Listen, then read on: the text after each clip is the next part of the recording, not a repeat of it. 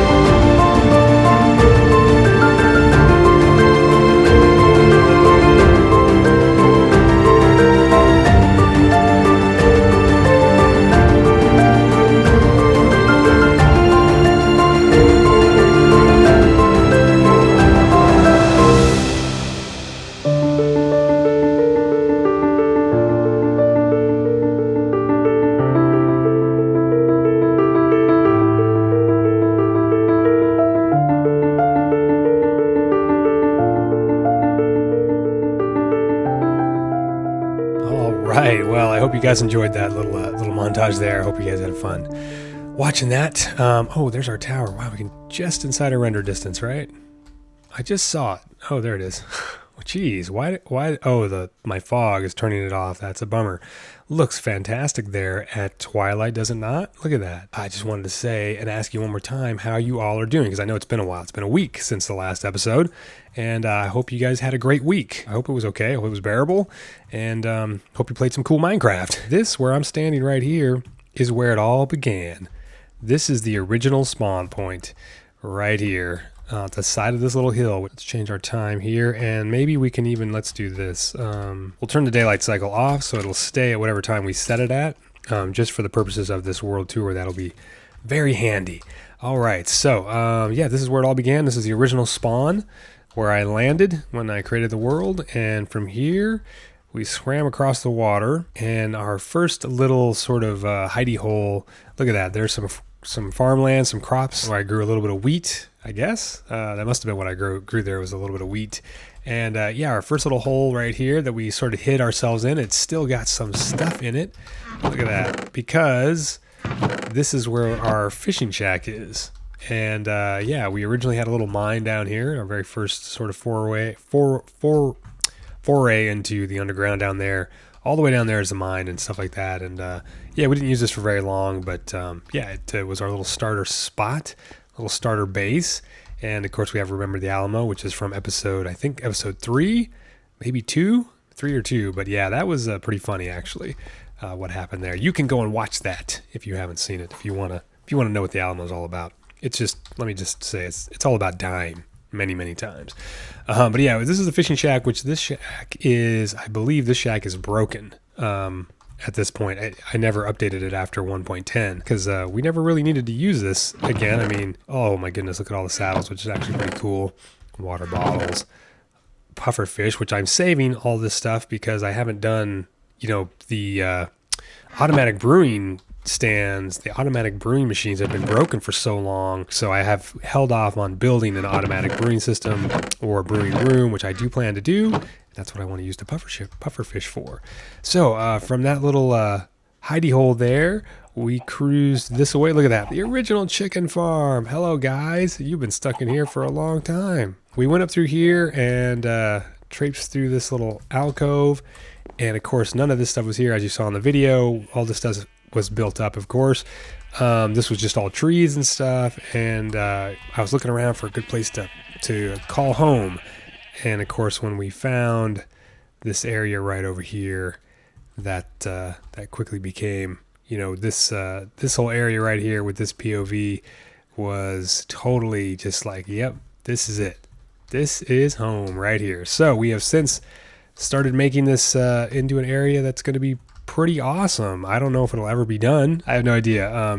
You know, there's so much work to do here, just so much work. But so here we've got our automatic farms, which I'm going to do a tutorial for these. This is the Sugarcane Farm. And the one unique thing that I do that I really haven't seen anyone else do it yet, so I really do need to do a tutorial, is if you can see in there, I do mine with a double row of sugarcane. And it just seemed to be so much more efficient. Basically, you're just using one more block of space because the slime blocks bounce the sugarcane so far. It does, I mean, using two blocks, it could bounce more than that. But, you know, we have a double piston extender back here, which can be updated now with a much simpler build, I think, with observer blocks. But this is still a very easy build to do. And it nets us just tons and tons and tons of sugarcane. Tons of sugarcane. And of course, we expanded it. We made it double wide, and then we duplicated it on this side. So we have four double tall spots. I mean, this is like way more sugarcane than, I mean, you just can't use all of it. It's crazy. Next to it here, we have our pumpkin and melon farms here. 16 banks of basically 8 banks of pumpkins and 8 banks of melons. So that works really well. Down here is the timing mechanism I use to power both farms. And I use this pretty cool little randomized timer. It's a randomizer activator, which is from a guy on Reddit who posted this thing about using the water evaporation. The water evaporates from above a magma block randomly. So the game randomly makes the water evaporate. When the water evaporates, this thing fires. And you could do the same thing now with an observer block, and you don't have to use, this is an old school BUD block update detector. So it fires everything, and we collect whatever pumpkins, melons, and sugarcane has grown. We collect it all from over here, and then all that stuff gets taken down over here to a sorting system.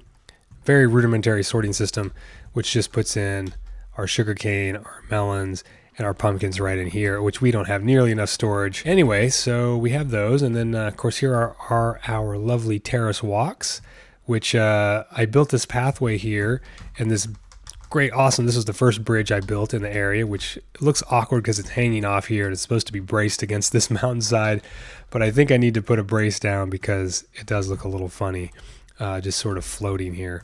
But yeah, this was one of my favorite builds. It was pretty cool. One of my first aesthetic design builds. And then we take it over here, and what it does, it leads right over to our villager breeding unit right here, which is the unary bit design, and it works super well. And then I take the villagers that are bred from there. The little babies go down there. They grow up. They come down here. They fall. They go down here through a little water stream transport, and they get taken right over here, and we drop them out of the overhead arch here, and they fall into this little pool right here, which is our villager drop garden basically. And I created this garden just as a little bit of just a fun aesthetic garden build here. It's cool. It's a little peaceful area, and you can sit here and on a little bench, if you could sit in Minecraft, and you could watch villagers drop down. And what they do is they fall down into our villager sorting unit down here, and they'll pile up here, and they'll stay here until we want to come in and sort them. And then right down here is the actual sorting system, sorting unit. So we can call him like that. So that'll it'll send him down here in a cart. We can evaluate him if we want him or not. If we do want him to save him, we want to send him to the Villager Career Center. We tag that button, and he heads off that way. If we want to get rid of him, well, sorry, buddy, but we got to send you to the lava pit. Throws the villager into the lava and takes the minecart and sends it up back into the unit, back into the system upstairs. And then here, of course, we have our very first crops that I ever built, and I used to grow both types of crops here. I used to grow potatoes and carrots and wheat. Now we just do wheat because, we also have our netherrack here, but now we have automatic farms. These farms run all the time, and I have way too many potatoes and carrots. This field here is whatever this is. This might be potatoes, perhaps, and then right below we have carrots. And one farmer villager in each one, and you can see how to build these in the episodes that these are built. And they do, these guys just, if we're in the area, if we're close enough to let the crops grow, these guys will harvest crops for us 24/7 all the time, nonstop. And we send them all the items, get dropped down into a sorting system down into here. And this is our little crop storage room. And besides the wheat, which I still have to do manually, I will, I think going forward, we will build another farm that's automatic for the wheat as well. But these are all full. I literally have, we've got 12 chests of both carrots and potatoes. Those are full. And I have an overflow chest back there, which is full. It's crazy. These farms are ridiculous as far as what they allow you to collect. And they must have filled up those 3 chests within 3 or 4 days of having been built. And now they're full. These buttons right here, this button, and this button, and this button, and that button, they are all wired to the same water dispersing unit, which we can watch happen right here. And yeah, what that does is it harvests all of our crops for us. So the water runs on a timer, and then it'll harvest all the crops, push them down. These are just all hoppers down here. And then of course you can hear droppers clicking down there, which are firing items into our sorting system, which is right here. All this craziness down here. And there they go, fast firing all the items to run down into our sorting system, which drop them all into here. So right over here we have the cow farm. This is a manual cow farm. I have 3 piles of cows here for breeding, You just turn that on, they bounce around in some water from a dispenser, and the water runs down here across some ice blocks. We feed them, we breed them, and the baby cows will slide underneath, and they slide down into the little chamber down there where they grow up. I know we could have them grow up into a lava blade, but I didn't want to bother with that. I wanted to. This is a leather farm, so I have a nice looting sword here. And specifically, this is to get leather, not to get just meat. This is the main base, of course, which I've been working on for a long time, and we haven't done any exterior stuff, but I do have plans for that. Our main nether portal's in there, completely undecorated, and the idea of this pool here was that we can run out of there and just jump down into our sorting system. Now, this sorting system is pretty awesome. It is one of Tango Tech's multi-item sorters, well, like this. So you put in the things, and each thing can have multiple types of items. But in the middle here, in the corners, I have bulk storage, which is your typical storage system, which has tons and tons of stuff. We have a nice iron farm. I've got probably, well, I might be maxing out the iron. All these chests I think are full of iron right now from the iron farm. Cactus definitely overflowing from our cool cactus farm right down here. But yeah, this is great. And the thing that's cool about it is it's absolutely silent, which Tango Tech just recently released a new design of his that I think is way more compact than what I did here. But this is something I learned from another person on Reddit, and they had come up with this way of building it to make it absolutely silent, which I really, really wanted. So when I built this, Tango didn't. His was very clicky, very loud. So we built this one, and it works wonderfully, but I think Tango maybe has done some improvements and made his own silent version that I think works probably well. I haven't checked it out yet. Anyway, so we can go down through our little hallways here, and if we go up there, that will take us up to our nether portal.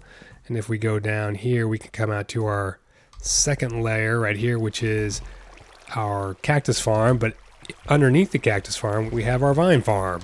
Vine farms on both sides, and this is just a weird little decorative hallway in the background here to come up here, and we can have a little viewport where we can see out through our cactus farm. And I don't know why, we just needed to put something back here that was kind of cool. This back here actually will end up taking us up. Yeah, we can come up here into our sorting system if we need access to that, and then we come down the other side and we have a vine farm, manual vine farm on this side as well. Yeah, so Pendleton is here. He's a fast horse. He's pretty quick. And we originally built this road out here to take us to the Villager Career Center, but because there's a village out here, and we used to take Pendleton out here all the time before we got elytras. And now we have elytras, so we don't have to take him. But he's still pretty rad. It's still a very fun trip to take. We just never do this anymore. But yeah, this is a pretty cool little path. I really enjoyed building this, sort of a rustic path, little bridges here, and yeah, I just had fun doing this decorative stuff through here. Launched a little tunnel through here and another little bridge. Yeah, it was just fun doing this build here. And anyway, this takes us right over to our Villager Career Center, which is the big village, which we just sort of built up ourselves, and we added different kinds of things to it. So here we have our villager library, the library which has all of our librarians in it, and they all come from our sorting system. So when we use the sorting system, send them over. This guy we want to save because he's a toolsmith. Anyway, these guys we've got their books all listed up here, what they have, etc., etc. We're always constantly looking for breeding up and finding the best buys that we can for our books. So we've got a bunch of guys with mending and stuff like that in here, which is totally cool. That tunnel there takes us out to the Squid Farm, which we'll see in just a bit. But this village here is totally secured. So it's over the water. I don't think any zombies. Everything's lit up. Underneath all of these pistons are lamps. When we send guys over from our main base, they arrive here in the library. Then we come in here and we decide if we want to keep them or where we want to take them or put them. This is our little farmer or brown robe shack. So we have farmers and shepherds and fletchers, all the guys that we trade crops with, because these chests are all full of potatoes and carrots and stuff. And in here we have our black robe villagers, which are the blacksmiths, so the toolsmiths, the weaponsmiths, armor smiths, stuff like that. We can trade with them when they have good trades. Over here we have the white apron guys, which are butchers and leather workers, and we have them in here to trade with as well. And there's a little green guy who got loose somewhere. and I'll show you what that's all about. When we have guys that we want to retire or get rid of, essentially here, we can go down. We send them. We send them when we send villagers out of that the library there. They end up here for decision making. So they come down here and they'll line up here. And like this guy, we don't want this guy anymore. I don't think, because his trades are no good. Yeah, we don't need this guy's trades. So what we do is we can send him to the brown robe area, black aprons, or the white apron area, and the chapel, which is up there on the hill with the clerics. And then we have retirement. So, you know, we click on this. It's just a train station, just like we have in the Nether, which you'll see in a bit. And we send him to retirement. There he goes. You think retirement would normally be a lava pit, right? But not here, not in our villager career center. So we're going to watch this guy float through our water elevator here, and we'll see where he ends up. He's going to end up right here. Yep, there he comes. And now he's clear, free and clear to come on out whenever he wants to. He can come out of here, exit into the village, and spend the rest of his days hanging out or finding ways to jump into the water, which apparently some of these guys like to do, like this guy. I don't know, quite understand how there's some area where they might be able to get over the top of something. This being the very first village we found, and it was also, this is our very first villager librarian, and he happened to have, his first trade was a mending book, and we didn't even have to trade with him to get to it. It was just readily available. So he was a precious, precious commodity in the beginning of this game, and the beginning of this world, I should say. Anyway, so that's how this works, and there's our chapel, and inside of our chapel there are clerics as well for trading rotten flesh with, which I actually haven't done any of that yet. And yeah, so we built this here, and it's kind of like crazy, you know, degraded tunnel here with vines and everything, and you're on just there's no lighting because this is all half slabs, and I just thought it would be pretty fun. And then you come down here and we turn the corner, and there's our Squid Farm, which is really ornate and crazy. I don't really know why it turned out to be so ornate. I just started building and it just sort of became what it is, and it's pretty rad. People seem to like this build a lot. If we have any issues, we can get down to the bottom by following this here. So, oh no, so squids are coming down here. There they go. And what's happening now, see, we've got a minecart down there. Minecart with a hopper. Just roams around and picks up all the ink sacks. And there comes our squid raining down, which is pretty fun. And yeah, it's just cool. All right, so back here at our Camelot County base, and then we have one more tunnel, side tunnel here that comes off here, and then we have a little observational area where we can see if the machine's running or not. And then we have a little minecart station here, and this minecart station takes us out to our enchanting tower, which is pretty fun. This was a very, very fun build as well. And it was just that spire of rock, and it was just, you know, it was just cool. I was like, man, we got to put a tower on there, and this is what I came up with. And there's the iron farm, which we built really early in the game, so that we could have iron for hoppers and stuff like that, because that's definitely one of my things that I really need to have. So obviously we most of the time fly here. So this is an example of me not building the interior of something that's accessible to players, which I need to come in here and decorate this, and I will eventually. But normally we get here through flying, through our elytra. So here's just a bunch of armor. Most of this enchanted armor I think we got out of the end. Some of it's stuff we made. This little elevator here is a little bit of it doesn't function quite as well as I thought it would, but it's okay. It's not super bad. But yeah, anyway.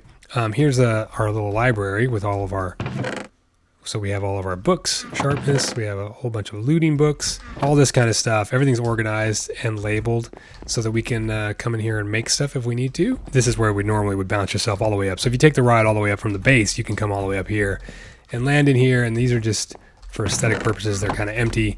But over here we have some other chests which have things in them, ender chest access, stuff like that. Other things for enchanting.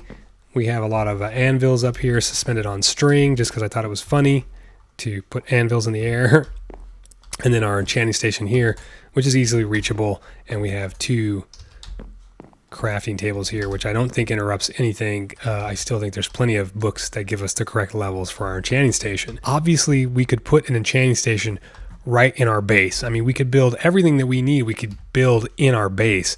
But, you know, I wanted to get out and see the world. So I give myself reasons, and hopefully for you, if you download the world, you know, you have a reason to go see these things or to use them, you know, so you can travel to them. And everything should be reachable without elytra, where you could, you know, that's another thing is I try to do is always make points of access or methods of access relatable or able to get somewhere by on foot as well as with elytra or whatever. And this is just a little drop down to our station here. So we need a shortcut to get down there. I do a lot of these little shortcuts here and there just because you always need multiple ways to get in and out of places. And so that's what I typically end up doing. Let's check out our nether hub. All right, here we are in the nether train station. So this we built this in episode 51, so right after the last world tour, and we have a few places we can go. We can go to the end portal, we can go to the Blossom Burrow, we can go to Mystery Island, the Switch Farm, which is the slime and witch farm, and we can go to the horse trading village, Mesa Outpost, the Wither Skeleton hunting ground, and ski resort with ice spikes. That's just the ice spikes biome. We have not built the ski resort yet. Off this way, we have the gold house and the wither pedestal. This is our, you know, the cheesy way of making killing the withers. You just mount them up here. You put your soul sand and 3 more blocks. They rise up. They get stuck in the bedrock, and we can just take them out with a sword. Very easy, not messy at all. And if we go through here, we can go through our little side tunnel here, which is, I know it's tucked away in the middle of nowhere, but we got to go through here, and then we bounce out and click it. Anyway, yeah, so we click through, and in here we have the gold house, which is our gold farm. So up there is the typical donut, and it works super well. And we also have an XP elevator, which works super well. And I did have to tweak the design to work with my build here. Put a couple of trees out here just so it didn't feel so lonely and stuff. And yeah, it's just kind of cool. And then we have, of course, inside on the front, we have 2 wings. On both sides are the same. The chests are mirrored. And so it's just a double sorting system. It just sends out to both sides. It sends out, oh, that's gold bars. It sends out golden nuggets and rotten flesh. So I have, oh yeah, look at all the rotten flesh we got to take out to those clerics to trade. We have a ton. Yeah, so we have a lot of golden nuggets, and you know, periodically we have to come here, break all those chests, and fabricate all the gold bars from the gold nuggets. But we're doing fine on gold. We don't have we're not hurting for that at all. One of the later builds we built is back here, which is right through here. That's an access panel that goes into our railway tunnels, minecart tunnels. This hallway here takes us obviously, I don't know why it's obvious, but it takes us to our blaze farm. And a blaze farm is built right at a spawner that was at a fortress that's right out here. And it's not a double blaze spawner, it's just one. It's right there, you can see it there. And it is using the etho technique of the lava to light it up. But it works really well. You just turn the farm on off. That means it'll turn off the lava. And then you can turn on the blaze movers, which are just these blocks that slide all the way across and push the blazes into the center channel. And then there's a block there that will push them forward and drop them into the killing chamber here. And then you can hit the suffocator switch, which comes out for a certain amount of time, suffocates them, works just fine. And then here we have some storage. Yeah, so I've got quite a few. I guess I've done a little bit of AFKing here over time. And yeah, it's not too bad. 1, 2, 3, 4 double chests of blaze rods ready to go into our industrial furnace. You can take the train down, the minecart down here to the Wither Skeleton hunting farm, which is here. And this is built on, there are 2 fortresses that were sort of collapsed together. So it's just this large space where you come out, run around, and manually kill everything that's out here. I eventually look forward to building an automatic or automated wither skeleton farm like the guys do on Hermitcraft. I'm just not quite there yet. So for now, it's just a manual thing. And right here we have regular gear and wither skeleton hunting gear. Inside here we have stuff all with fire protection. and stuff. So you can literally drop your main armor off, drop it in here to hold it, push this button, and it will equip you with all that stuff. And you can walk out the door, cruise down, collect some wither skulls, and then come back in, take your armor off, put it back in here for storage, click that button, and it'll instantly put all that armor back on you. You can click R, jump in the minecart and go home. This is the most recent build that we've done, and yeah, this is for our horse trading village. We found this when we were looking for horses, and we were actually looking for donkeys. And we found this village here, which there were horses all over the place, and there are still horses all over the place out here. But yeah, we wanted to, this was the first village we sort of refurbed, and we just sort of spruced it up a little bit. You know, we changed the roof out a little bit, enhanced it, give the little yards, the little patio out here. It's just really nice looking. Added lamps, but I never secured the village. I always relied on sleeping through the nights. But the villagers have they've all disappeared. So it's a big bummer. I have to bring some more villagers out and secure this area because it's kind of a dead village at this point. But it looks really nice. I had a lot of fun decorating it. We used a lot of hedges and stuff, which I really like doing. And of course, these are the stables. And in here's where we do our horse breeding and stuff. And these guys are speedsters, so they're all pretty fast, but they may be terrible at jumping. These guys are good at jumping, but they may not be very fast. We built a track in order to measure how fast a horse is. Now there are much easier ways to do that, but I built this track where you run across on a horse. It starts a timer counting. When you start it, it starts dropping items, and when you run across the other triggers over there, it stops them, and then you can check in here and see how many have fallen. You can compare that to other horses. Here we have a jump meter. So you come down here on your horse, and then you can jump. And if you jump high enough, and you can sort of measure where it is. Now it's not scientifically accurate. We don't use like layers of snow or whatever. And of course, you can do this much easier by just walking the horse up to, you know, a wall and jumping and seeing if it can jump over it, which is much easier, but I just thought this was kind of fun. And of course, the other thing that was very cool about this area was the flooded, the temple here, this is exactly how I found it. I didn't change anything or move any sand. It was just right here, all in one piece, floating in the water, which I thought was pretty rad and felt like a good spot to put our nether portal. And so that's why it's here. All right, so here we are at the Mesa Outpost. This is about 10,000 blocks from, well, let's see. Yeah, 8,000. So it's 9,000 blocks in one direction and 3,300 blocks in another direction from home base, Camelot County. So it's a good distance away. But yeah, this is our fort, our Mesa Outpost fort here. And this was really fun to build. It was very cool.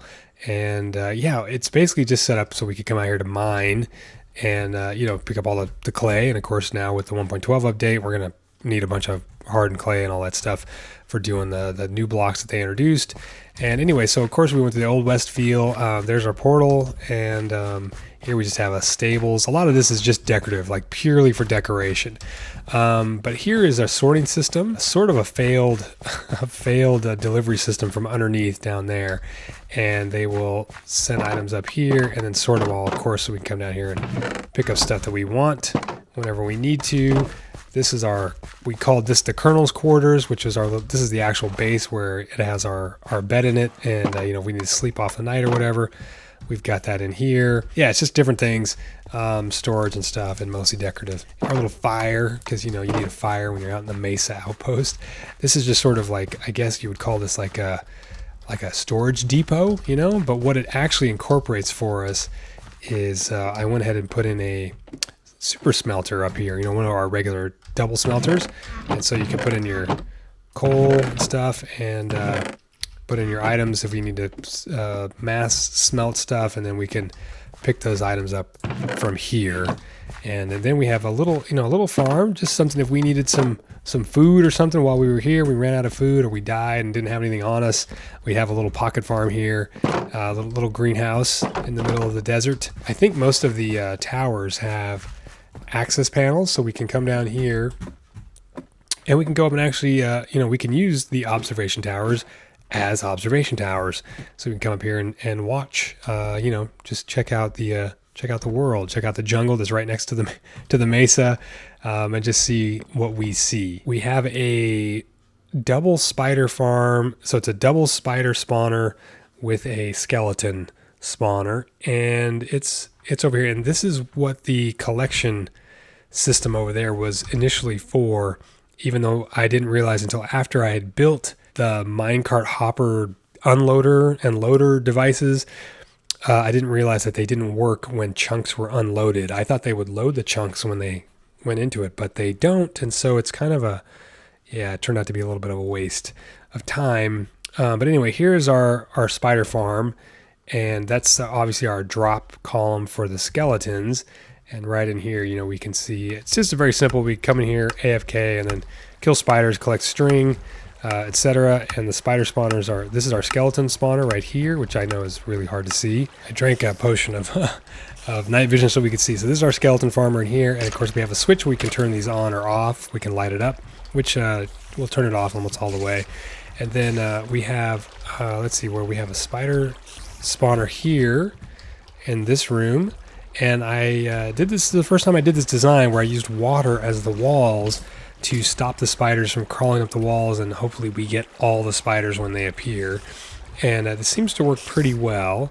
There's another one right over here, so that's our double spider spawners right there. Items from those spawners up there, which you can see up there, they get dropped down here, and then we filter out bows and armor and stuff. We filter those out of here, and then everything else gets dropped into here, which you can see we have tons of arrows, and look, more spiders. Spider eyes are coming in. And anyway, this is our loader unloader thing, where the minecart with a hopper comes in here. Our minecart with a chest will roll up here, it will stop, and then when it's fully loaded, it will go, and it goes down this long tunnel all the way back to our main base. Oh, there goes our minecart there. See, it's going over there because now I loaded the chunk finally, and it's going to stop right here, and it's going to unload everything, and then items will go up through here. So it's like, yeah, it works when we ride back and forth. They come down through the water, drop into our sorting system, and they get sorted out. So here we are at the witch farm, which you saw in the video as well. So you can see there are witches. Oh, they already started dropping when I went into creative mode. They were there. So it'll run day and night because of that roof, which is totally cool. And then, of course, in a 128 block radius, I have lit up all of the ground and covered anything, all these hills and stuff are covered in water, just to make sure that everything spawnable is not spawnable, to make the witch farm highly efficient. Not only the witch farm, but the slime farm that is underneath, which we'll check out right now.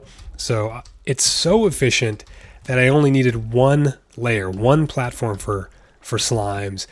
And as you can see, I had to light a whole ton of caves up.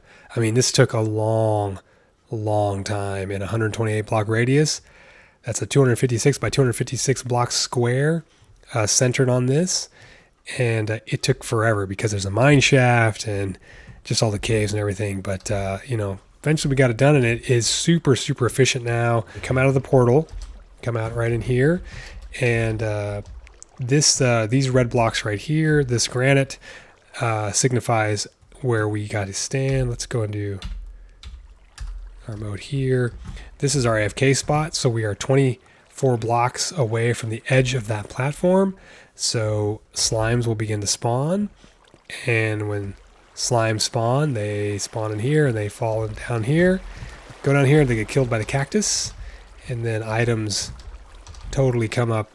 Items come up through our little elevator right here. Both the witch items and the slimes. There you go. Look at that. I mean, I just walked right over here. Boom, they're already spawning. It is crazy. It's super, super efficient. And of course we have, there we go. We just have a ton of items. I end up using a lot of the redstone. I use a lot of the redstone, obviously, from this farm. It's probably the most used commodity from this farm. The second commodity might be glowstone, and then slime blocks. But really, I mean, the redstone is really the most high priority item. And you can see back here what we have as far as storage goes. So we have 1, 2, 3, 4, 5, 6 chests for each one of these items. And I mean, is this the one for I mean, look at the slime balls. I mean, we're backed up on slime balls. Jeez. So I have practically six double chests of slime balls. And, you know, same thing over here. We have redstone and everything else. And then we have our overflow items go right back here and just go into a lava pit. Each of our stations is decorated in a way to sort of evoke what it is that we, you know, where you're at, which is the one I always like to refer to as our Tim Burton nether station because it's purple and green and striped. And this here is an MC Noodler statue, just like our knight that we have in the desert over by our main area. Here is our mostly finished Blossom Burrow, which is our flower farm, because this is where our flower forest was. This is our closest one, which is you know, it's probably 1,200 blocks or so from spawn. And but yeah, we built out our greenhouse here. And I mean, everybody's been watching the series lately. You guys are probably really tired of Blossom Burrow, so I'm just going to go over it really quickly for anybody who's watching this that's new to the show and wants to see, you know, what we've done here. And my idea here was that obviously I wanted to cover everything in flowers, and I'm going to cover all that terrain out there in flowers.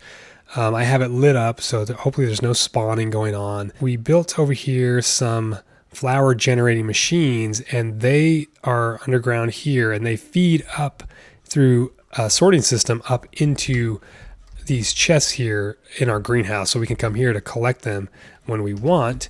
And we can also make this is a machine here that will make our two tall flowers with bone meal, and then we can access them from in here as well. There's a dispenser underneath the center there that shoots bone meal up, and then pistons rack the grass back and forth, and it does that on all of these here. This one needs more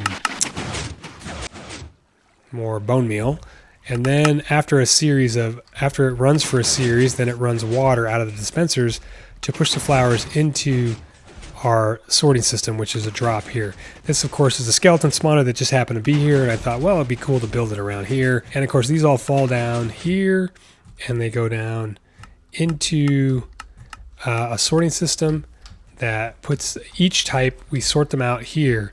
Each type of thing then gets shot into an item elevator, which, as you saw above, the greenhouse up there has our individual chests. And so the sorted items will go up in their own little array and go into their chests that are sorted. I do have a double skeleton spawner, which there's something unique about it and a little iffy that you'd have to go back and watch the episode that we built it in to find out what that is. So we have the double skelly spawner here, and we have wolves. So this is definitely AFKable, and you also get XP from it. And then we just pile up bones and bones and bones and arrows, of course, all that good stuff. Over here we got all the armor and stuff and the bows, which I put together by hand, but you know, that's whatever. And the last couple of things to mention here just is this is my little tree farm where I just grow trees in the center area here, chop them down, and the water obviously takes all the leaf drops, the sapling drops, any wood blocks I miss, pipes them up into these chests here, and then we have bone meal there to use. And then over here, of course, is our rainbow sheep farm. For whatever reason on this side, the sheep don't try to get out, or they don't go this way, and so they stay in their pens. I haven't had any problems. It's just over here on this side where I've had all the problems, where all these sheep colors, these guys were all getting out, so I had to add this extra layer of cobblestone. So this is a pretty inferior design. It's not something I'm super proud of, but it's okay, and it's serviceable, and it definitely works for what we need it to do for us. All right, guys. Well, I will leave you here. But anyway, I hope you had a good time watching it and looking at some of the old stuff that we built and old places that we've been and stuff that we worked on. To me, it all feels like, literally just all feels like yesterday, because I interact with this stuff a lot, because that's the advantage to building things to where we have to travel to them to use them, and that means I don't ever forget about I don't normally forget about them, and I get to visit them periodically. So anyway, that's it. Thank you for watching, and this is CryinMo telling you have a great couple of days, and I will see you soon in the next episode. Take care, guys. Have fun. Bye-bye.